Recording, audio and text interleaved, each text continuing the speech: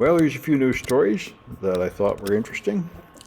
Um, so this is probably the main one here. As soon as I dig through the edge, uh, I didn't know about this, but there is something called Ray, which is basically a load balancer for AI workloads. It's open source. It's extremely popular. It's used by all the big AI companies. And what it does, as best as I can understand it, is it organizes your workload to go across many machines. Modern machine learning models, like large language models, require so many processors and so many computers working together that you need a big cluster. And they designed this thing to be really fast and really reliable, but in order to do that, they designed it with no authentication at all. Any request to any of these machines to do work is simply honored quickly, and they say you need to put security outside it. You need to put it on an isolated network not connected to the internet, so only trusted people can get on there. But apparently their development tools they give you encourage you to connect it to the internet. So even their own developers don't seem to remember that. And so security researchers reported this about a year ago as a vulnerability, and they refused to patch it, saying it's a feature, not a bug. So, and now they've found thousands of publicly exposed Ray servers all over the world that have already been hacked, and people are already using them to mine cryptocurrency and do similar bad things. So it's interesting and important, and it shows, many companies have made similar bad decisions like this. Mongo, I think, the database says you should never connect it to the internet. It doesn't have any security. Microsoft's SQL Server originally shipped with an administrator account of SA with no password at all, and people would just leave it that way. For a long time, routers had default passwords. Amazon buckets, by default, their storage buckets were world readable, so all kinds of people got the data. And apparently the same thing is now true of Google storage buckets. So it's an amazing number of people have shipped products that are vulnerable by default, and then of course they get hacked. And the CISA a few months ago put out recommendations for software that everybody should quit doing this. You should quit making software that is insecure by default. Everything by default should be safe, which would be a great idea, but it hasn't really caught on as much as it should.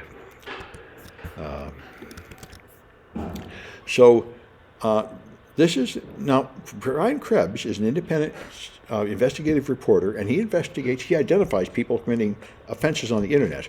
But here, I wonder if he's right. There's this group that will erase your data from the internet. But it turns out that the guy running that company ran a whole bunch of people search companies to find people on the internet. So in a way, it's like extortion. He's charging you money to take you out of his own database. So now Mozilla has dropped their relationship with them after he admits that he used to run people search networks. And of course, his defense is he has to be an expert in this field. So what would make him more of an expert than to be in the... And this is related to a lot of these privacy stories are coming out. Since Kashmir Hill's front page New York Times article a week or two ago exposing the fact that General Motors cars are sending your driving history to data brokers and then resell it to insurance companies, it has become clear that the privacy invasion, monetization, is getting way out of hand, and it has reached the point where some websites are selling your data to more than 1,000 people. And so there's so many data brokers selling this data so many times, making so much money from your personal data, it's got a lot of people very concerned. And we don't have any privacy laws in America to stop them. In general, you can't pass any tech laws at all in America because the tech lobbies the tech companies have too much money to bribe legislators, but they do in Europe, and those laws eventually percolate over here. So some good may come of it all.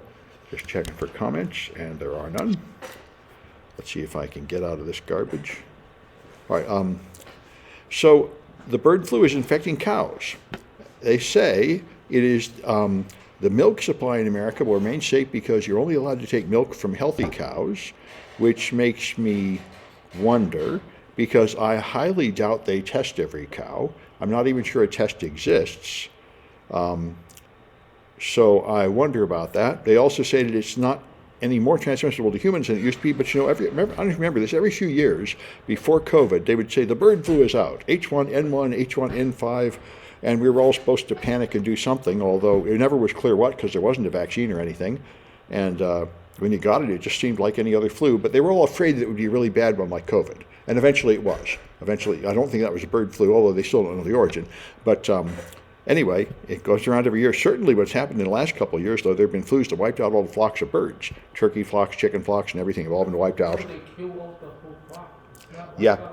Yeah, they have to kill the whole flock. And I mean, I took it on my bird feeder. They said you can't have bird feeders for wild birds anymore because they will catch bird flu from clustering at the bird feeder. And that's been in effect for years. So it's really bad for the birds. But apparently now it's infecting other animals too. But the beef price is still going up.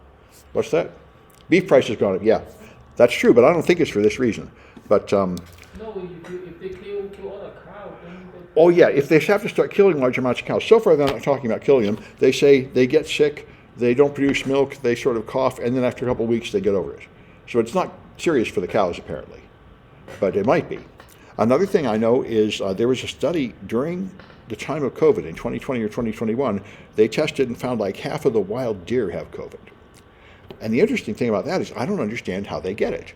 I guess it must have been from going, well, natural reservoir. natural, but Reservoir. That means that somehow the animal will. oh, well, they might have, I understand. That's when they keep the virus. Oh yeah, well I understand they have some immunity, but I don't understand how they catch it because they're not in close contact with humans. No, it's not from humans, it's from other animals. Well, apparently so.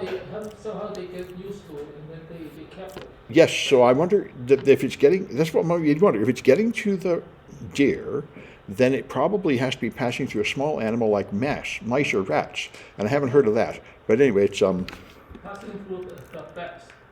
bats, yeah, could be bats, yeah. Anyway, so this is, I mean, read a lot about the story. As you know, Trump needs a pile of money. Donald Trump, What is net worth? that's right. Well, Donald Trump was supposed to pay $454 million yesterday or have his property seized by New York State for his huge amount of financial fraud in New York. But he got to an appeal court and he got it lowered to $175 million and he got 10 days to pay it. So he hasn't had to pay it yet. Now, he claims to have the cash, but he says he doesn't want to spend it on this. He wants to spend it on his campaign. So he's been meeting with rich billionaire donors, like the main investor in TikTok he met with, and then suddenly reversed his position on TikTok, saying we shouldn't ban it. So it seems like he took a bribe, essentially. No, But he the, lied. Trump lied. well, He has the cash. Why he asked the insurance company for the bonds? That means he's lied. well, of course. But if a billionaire was to give him the money, then he gets. That's why he's meeting with Republican billionaires. If he has money, why he keep on asking people donation for the Oh, because nobody, rich people always want more money. They never have enough money. However much they have, that's true. He's also lying about having the money, but also nobody is more greedy than rich people. It's not like they have enough. They just want more and more and more. He doubles his net worth, so I think. Oh, yeah, please. I think the politics are a lot more profitable than in his real estate business. Well, yeah, anyway, the point is, what surprised me about this, now, so he tried to sell tennis shoes, and I don't think he made much money off of that. He was selling, but now he made Truth Social. Now, Truth Social is his Twitter clone, and it makes no money at all. It had revenues of, I think, $5 million last year and expenses of $50 million. So it is not profitable at all and has almost no revenues, but the stock is selling for $50, giving it a market capitalization of $5 billion, which is completely insane. But now it's gone up.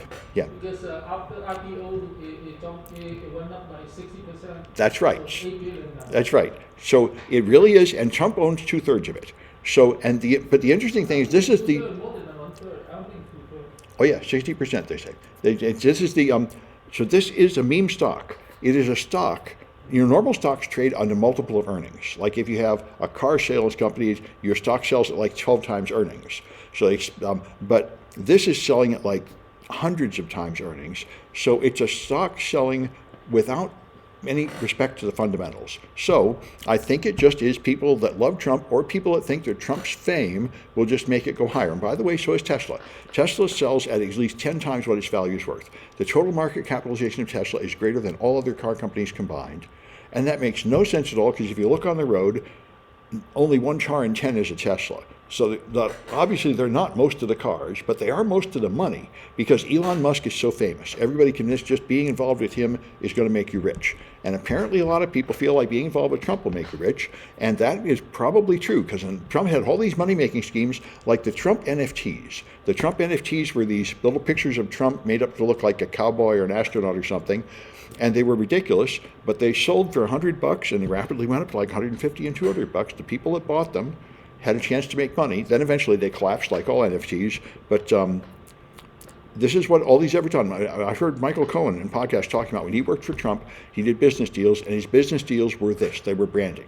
They were selling the Trump name to put on steaks or buildings or wine or something. And that's his main business, is just fame converted into money without any actual accomplishment involved. And this, I guess, is popular. I've heard studies that say that 1/3 of teenagers now, their chosen career is to become an influencer, which is what this is. You don't actually do anything. You just get famous, and then people pay you money because you're famous. It's Yeah, but Amazon is paying those influencers. Amazon claims influencers. Pay.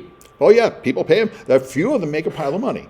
That's why it's just like being when I was a kid, it was being a rock star. You could make money being a rock star, but you only have like one chance in a million. I mean, most anyway. And way to make money. There is some money there, but only for like the top 0.1%. The rest will make nothing. So, your parents will tell you, knock it off and become a mechanic or something. Trump But is anyway. selling the Bible, $60. Yes, he's also selling Trump Bibles. And so anyway, but that's why it's easy to get mad at Trump and say he's just a scammer and taking money for nothing. But the fact is, the money just keep coming. Still making money. He is. He does seem to know how to convert his popularity into money effectively.